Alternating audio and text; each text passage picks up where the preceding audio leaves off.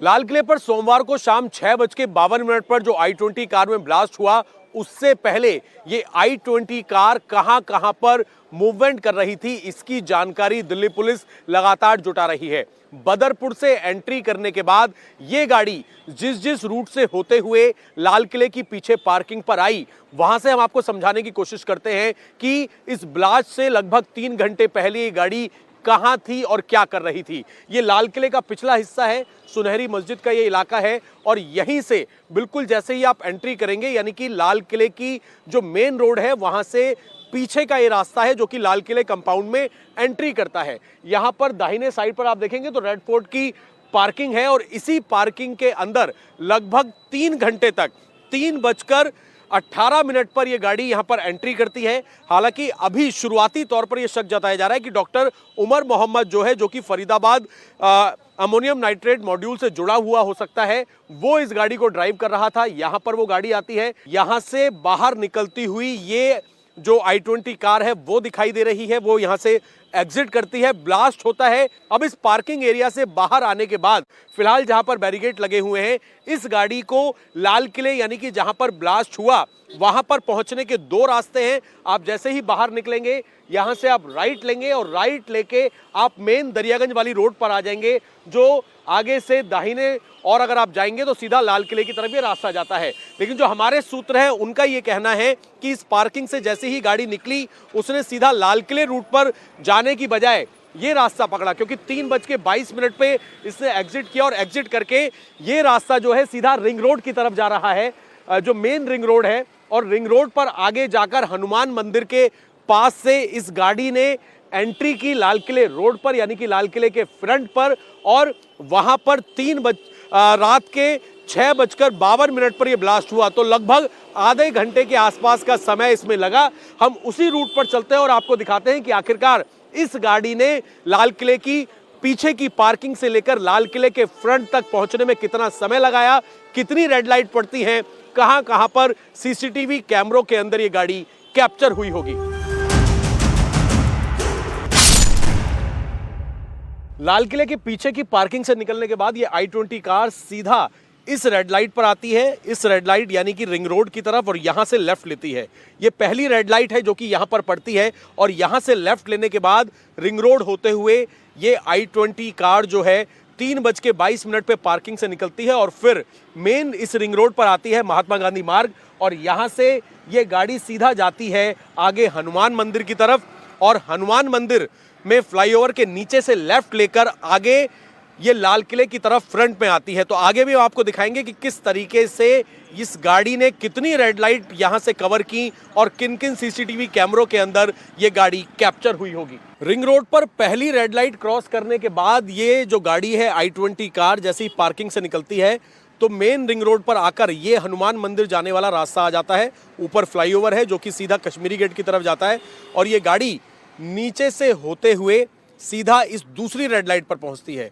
इस red light पर भी सीसीटीवी कैमरे कैद हैं, यहां पर भी वो कैप्चर हुई होगी और फिर यहां से वो लेफ्ट लेती है, सामने हनुमान मंदिर है और यहां से लेफ्ट होने के बाद यानी कि पार्किंग से निकलने के ये दूसरी रेड लाइट पड़ती है और फिर ये जो चांदनी चौक और पुरानी दिल्ली जाने वाला रास्ता है, यहां से ये i20 कार लेफ्ट लेती है। अब आप समय का अंदाजा लगाइए, शाम का वक्त था, तकरीबन 6:22 पे ये पार्किंग से निकली और निकलने के बाद क्योंकि उस वक्त ट्रैफिक का समय होता है, 6:52 पे ब्लास्ट होता है। 2 रेड लाइट बीच में पड़ चुकी हैं। अब एक तीसरी रेड लाइट जो है अब यहां पर पहुंचेगी और उसके बाद ये रास्ता जो है सीधा लाल किले यानी कि लाल किले के फ्रंट में जाने वाला रास्ता ये आ जाएगा। ये तीसरी रेड लाइट यहां पर सामने जो आपको रेड लाइट दिख रही है, तीसरी रेड लाइट है। तो इतना समय इस गाड़ी ने यहां पर आने में लिया और यहां से आप देखेंगे तो लेफ्ट में रास्ता जो लाल किले जाने वाला रास्ता है उसको बंद किया हुआ है। हम आपको बाहर उतर कर दिखाएंगे यहां फिलहाल किस तरह की स्थिति है।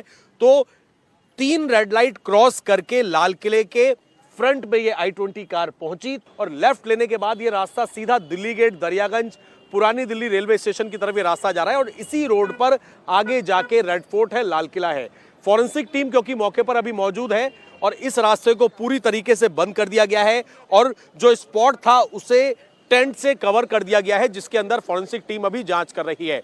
तो आप ये अंदाजा लगाइए कि लगभग 3 घंटे ये गाड़ी पहले पार्किंग के अंदर खड़ी होती है, जिसमें 3:18 पे एंट्री करती है, साथ ही 6:22 पे ये पार्किंग से निकलती है।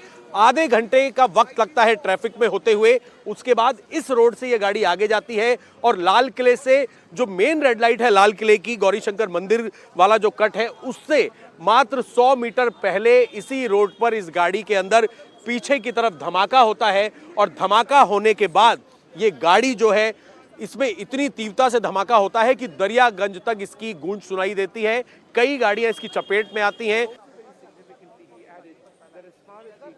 इस वक्त की एक और बड़ी खबर आपको बता दें, डॉक्टर उमर की भाभी तक इंडिया टीवी की टीम पहुंची। डॉक्टर उमर की भाभी से जब इस पूरे मामले से जुड़ी हुई जानकारी हासिल करने की कोशिश हुई तो उन्होंने कहा कि वो बीते 2 महीने से घर ही नहीं आया है। पुलिस जरूर आई थी और उसका लैपटॉप और मोबाइल फोन लेकर गई है, लेकिन उमर कहाँ है 2 महीने से उसके बारे में कोई जानकारी उन तक नहीं पहुंची।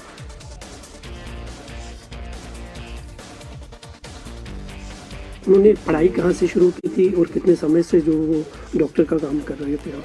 पता नहीं है, मुझे क्या पता है। पिछले 4 साल ही हो गए मेरी शादी को, मुझे ज़्यादा पता नहीं है। मैं कुछ कह भी नहीं सकती, किसी से पूछ सकते हो। तो बाहर कितने समय से वो थे? शायद 2 या 3 साल से। 3 साल से? हाँ, 2 या 3 साल से। तो जब आपको कल ये पता चला उमर का नाम सामने आया है, उसके बाद पुलिस आपके घर पे आई? हाँ, आई ना। तो क्या बताया पुलिस ने? उन्होंने कुछ नहीं बताया। उन्होंने कहा कि हम इनको ले जाने आए हैं। वो कहाँ है उमर? मैंने कहा वो दिल्ली में है, बस इतना ही। उनको लेकर चले गए बस। तो आखिरी बार उमर कब आए थे यहाँ पे? 2 महीने पहले। 2 महीने पहले। तो कितने टाइम यहाँ रहे हुए वो? ज़्यादा टाइम नहीं रहे, तो बस शायद मुझे लगा कि रात को थे, फिर एक रात गुजारी, शायद दिन और रात उसने यहाँ गुजारी। तो शाम को मैं मायके चली गई, मेरा भाई आया था मुझे लेने, तो फिर मुझे नहीं पता। फिर शाम को मैंने मामा को फ़ोन किया, उसने कहा उमर चले गए, उसकी फ़्लाइट थी, 6 बजे की फ़्लाइट थी। बस उसके बाद हमने उसको नहीं देखा है। मतलब वो प्रैक्टिस सब वहीं करते थे? हाँ, सब। वो ज़्यादा पढ़ाई में इन्वॉल्व रहता था, उससे ज़्यादा कुछ नहीं, खाली वो पढ़ता था, खाली पढ़ता था। तो आखिरी बातचीत कब हुई थी आपकी उनके साथ? मैंने बोला ना, जुम्मा को, पिछले फ्राइडे को हमने बात की उसके साथ। 3 ही दिन हो गए। तो कुछ बताया उसने तब? कुछ नहीं, उसने फ्रैंकली बात की, कुछ नहीं बोला उसने। बस हाल चाल पूछा। मैंने भी बोला कि घर आ जाओ, उसने कहा कोई बात नहीं, मैं 3 दिन के बाद आ जाऊंगा, बस इतनी ही बात हुई। तो जब कल पुलिस यहाँ पे आई, उन्होंने कुछ बताया? जब उन गिरफ्तारी उन्होंने यहाँ से कुछ रिकवरी की, यहाँ से उन्होंने लैपटॉप और फोन ले गए। हाँ, लैपटॉप और फोन। शुक्रिया अंकल, इतना मैं कह सकती हूँ बस। क्या कहेंगे आप जो कुछ हुआ है अभी? इसके बारे में मैं क्या कह सकती हूँ? मैंने भी बोला ना, आसमान से गिर पड़े, क्या करें। तो आपका बाहर से कोई कांटेक्ट हुआ? कुछ लोगों ने आपके साथ बात वगैरह की? नहीं, किसी ने भी नहीं, ना हमारे किसी के साथ बात हुई। कल से फोन भी एसपी ऑफिस है, पता ही नहीं, किसी के साथ कोई बात नहीं हुई। तो इस इंसिडेंट के बाद आपने उमर को कॉल करने की कोशिश की, उनसे बात करने, उनका फोन वगैरह मिला? नहीं, उसका स्विच ऑफ आ रहा था। तो कभी इससे पहले पुलिस ने आपके घर में इस तरह की कोई इन्वेस्टिगेशन वगैरह की? ना, ऐसी कोई बात ही नहीं थी। अचानक ये बात सामने आ गई, अचानक से, वरना ऐसी कोई बात ही नहीं थी। कभी कोई पुलिस नहीं आई है, कोई एफआईआर नहीं, कुछ भी नहीं। आज पहली दफा। 2 साल में वो कितनी बार यहाँ आए थे? वो बहुत कम आते थे, बहुत कम आते थे। वो ज्यादा पढ़ाई में इन्वॉल्व रहता था। अभी आपने सुना उमर की भाभी को, उनसे बात की हमारे संवाददाता मंजूर मीर ने, और वो बता रही है कि 2 महीने पहले वो जरूर आया था, उसके बाद से वो वापस कभी घर नहीं आया, और बहुत ज्यादा लोगों के बीच में उठना बैठना बातचीत करना वो भी नहीं था। वो सिर्फ और सिर्फ पढ़ाई में लगा रहता था। लेकिन कहाँ से ये रेडिकल सोच आई और कहाँ से ये इस पूरे घटनाक्रम में उसकी इन्वॉल्वमेंट हुई, एक बड़ा सवाल पैदा करता है। हाँ, पुलिस जरूर आई थी और उसका लैपटॉप और मोबाइल लेकर गई थी और पिछले जुमे यानी कि शुक्रवार के दिन बातचीत हुई और बातचीत में भी ये कहा था कि 3 दिन के बाद मैं घर आऊंगा। ये एक बड़ा सवाल पैदा करता है कि या तो किसी बड़े हमले की तैयारी हो चुकी थी या फिर वो ये जानता था कि यहाँ से इसका काम खत्म हो गया, उसे वापस अपने घर की तरफ लौटना है। ये सवाल है, इनका जवाब आना बाकी है।